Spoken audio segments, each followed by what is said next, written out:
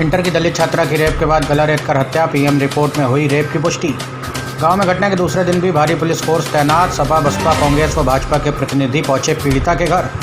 जनपद लखीमपुर खीरी के कोतवाली नीमगांव क्षेत्र की बेहजम चौकी क्षेत्र के धवरपुर गांव की 18 साल की दलित लड़की की अज्ञात लोगों द्वारा रेप के बाद गला काटकर हत्या कर दी गई थी।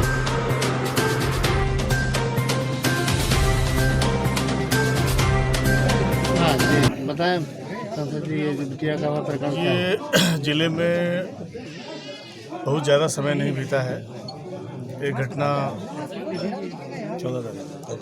पकरिया गांव में घटी थी धोरारा में, और आज यहाँ घटना घट गई है।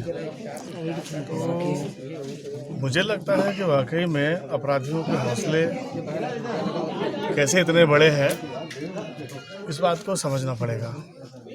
हम लोग ये देख रहे हैं कि जिन अपराधियों को पुलिस का खौफ होना चाहिए, वो अपराधी पुलिस को बहुत ही अब हल्के से ले रहे हैं। और कहीं ना कहीं प्रशासन की लाचारी, सामने कहीं ना कहीं प्रशासन की लाचारी और न्यायपालिका की जो लाचारी दिखाई पड़ रही है, उसका पूरा लाभ अपराधी उठा रहे हैं। ऐसा लगता है कि आज की तारीख में जो जुर्म जुराइम करने वाले लोग हैं, उनके लिए राजनीतिक परिस्थितियों का लाभ उठा करके सत्ता के दायरे में घुस जाना बहुत आसान हो गया है और पुलिस की धमक ख़त्म हो गई है। और इसीलिए एक के बाद एक घटनाएं घट रही हैं। इस गांव की बच्ची, छोटी बच्ची थी, और वो अपना ऑनलाइन पंजीकरण कराने छात्रवृत्ति का नीमगांव गई थी, वहाँ से गायब हुई है। ये बहुत छोटा इलाका है, नीमगांव की बहुत बड़ी जगह नहीं है। ये कस्बा बेहजम में बेहजम गई थी, मतलब ये कोई बहुत बड़ा शहर नहीं है। सर, आपकी पार्टी पीड़ित के लिए क्या मदद करेगी? हाँ, देखिए, हम लोग भी इसीलिए यहाँ पर आए हैं कि देख लें क्या स्थिति है, और इनका हम लोग पूरी मदद करेंगे। और हम चाहते हैं कि इनका मन ना छोटा पड़े और ये बच्चे को इंसाफ दिलाने की लड़ाई लड़ते रहें। हम इनके साथ में खड़े हैं इसीलिए, और आर्थिक मदद भी की जाएगी और वकालत खाने से मदद भी की जाएगी, हर तरीके से मदद की जाएगी। यूपी में बढ़ते अपराध को लेकर क्या कहेंगे? मैंने आपसे बता दिया कि यूपी में अपराध यूं ही नहीं बढ़ रहा है। अभी गाजियाबाद में पत्रकार मारा गया था, जोशी, उसकी बेटी के ऊपर छेड़खानी हुई थी, उसने शिकायत लिखाई थी और दरोगा जी नहीं पहुंचे, अपराधी उसके घर पहुंच गए, उसको जान से मार दिया। क्या पता लगता है कि थाने बिके हुए हैं, जिले बिके होते हैं, चौकियां बिकी होती हैं, और इसीलिए अपराधियों को रास्ता मिलता है। जहां कहीं पर भी इस तरीके से दिन दहाड़े अपराध हो रहे हैं, इस सरकार इस मामले में गुनहगार है और कटघरे में खड़ी है कि अपराधियों की पहुंच सरकार के अंदर कैसे हो गई, अपराधियों की पहुंच पुलिस तक कैसे हो गई, और पुलिस का इस्तकबाल कहाँ चला गया।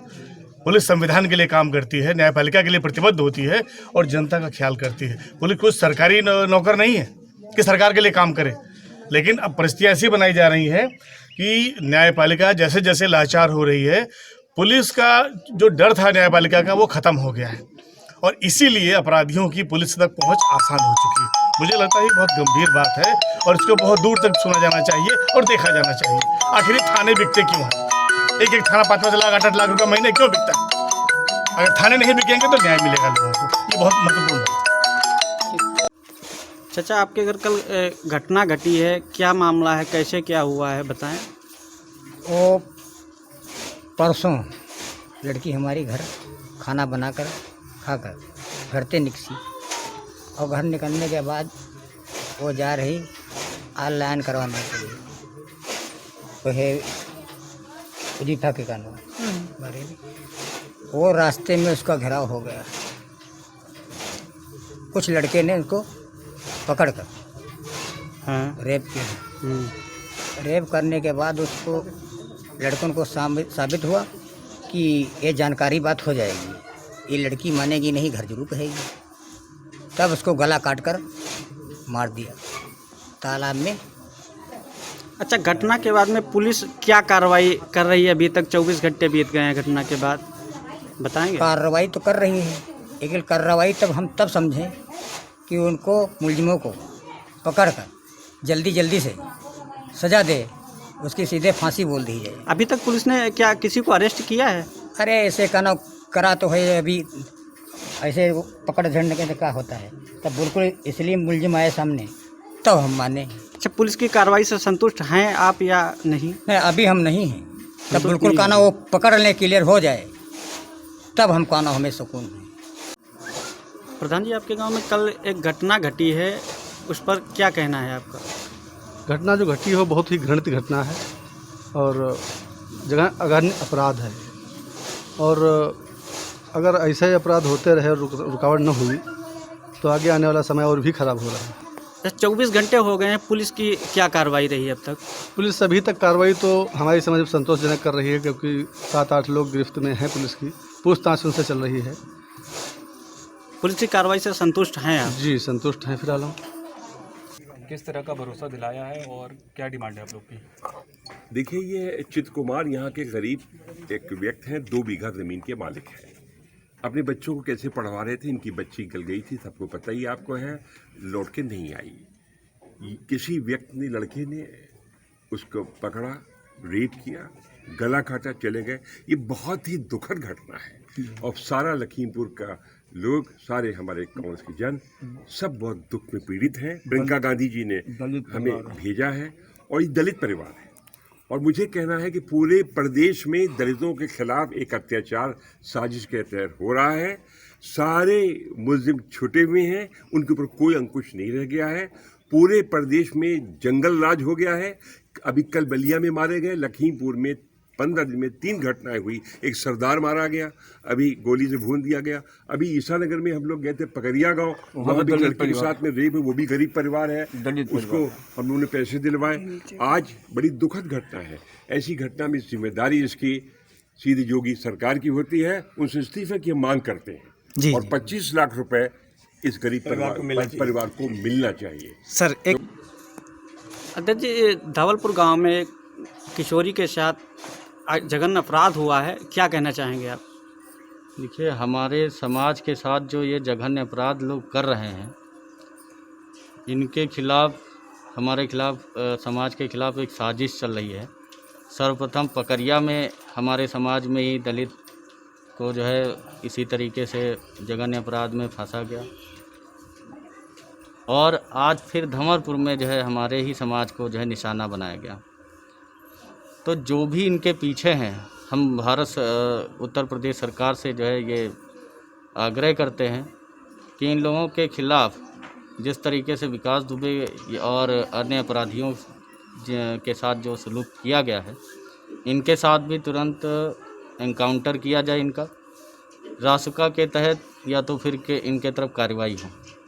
और हम उत्तर प्रदेश सरकार से ये भी जो है मांग करते हैं कि पीड़ित पक्ष को 50 लाख रुपए का मुआवजा दिया जाए और नहीं दिया जाता है तो हमारा संगठन उग्र आंदोलन करने के लिए बाध्य होगा। और हम ये कहना चाहते हैं कि जो हमारा समाज है इस समय भयभीत है, क्योंकि हमारे समाज को ही निशाना बना रहे हैं लोग। तो इस तरीके की घटनाएं जो हो रही हैं वो हमारे समाज को बड़ा विक्षिप्त कर रही हैं। पीड़ित पक्ष को आपके संगठन के द्वारा कोई सहायता? जी, बिल्कुल सहायता दी जाएगी। सर्वप्रथम हम लोग ही सहायता दे रहे हैं, आर्थिक तौर पर भी करेंगे, ठीक है। लेकिन जो हमारा संगठन है, इनके पीछे हमारी मजबूती बनकर खड़ा रहेगा जब तक इनको न्याय नहीं मिल जाता है। दिनांक 25/8 मोथाना नीम गांव में धारा 302, 376 के तहत जो पंजीकृत किया गया था, उसमें पुलिस की विवेचना से ये पाया गया कि मृतका की एक संदिग्ध व्यक्ति से मोबाइल पर कई महीनों से वार्ता हुआ करती थी। घटना से एक दिन पूर्व मृतका द्वारा उससे 13 बार वार्ता की गई। पुलिस ने संदेह के आधार पर अभियुक्त दिलशाद सन ऑफ साजिद निवासी बेहजम को पूछताछ के लिए बुलाया। पूछताछ के दौरान अभियुक्त दिलशाद ने अपना जुर्म कबूल कर लिया है। उसके अतिरिक्त जो वैज्ञानिक साक्ष्य हैं, जैसे फिंगरप्रिंट्स, रक्त रंजित कपड़े, सीसीटीवी फुटेज, मोबाइल की सीडियाँ, इनसे भी अभियुक्त दिलशाद की जो स्वीकारोक्ति है उसकी पुष्टि होती है। अभियुक्त को सुसंगत धाराओं में गिरफ्तार कर जेल भेजा जाता है।